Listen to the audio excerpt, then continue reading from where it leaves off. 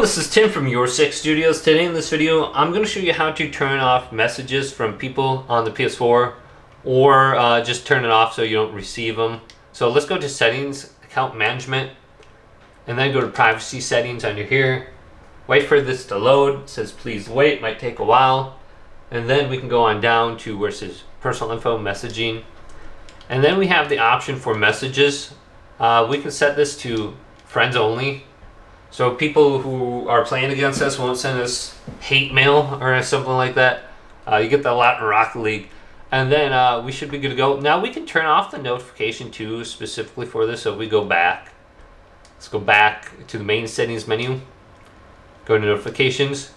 And sometimes what I'll do is just go to pop-up notifications on the top. Just turn off messages under here. And then I can get the message on my phone and reply with people. So I don't necessarily need it on my PS4 to pop up. I can just respond to people on my phone. So hopefully this video did indeed help you out. If it did, leave it a big thumbs up. And subscribe my channel down below for more tech videos coming up next on Your Six Studios.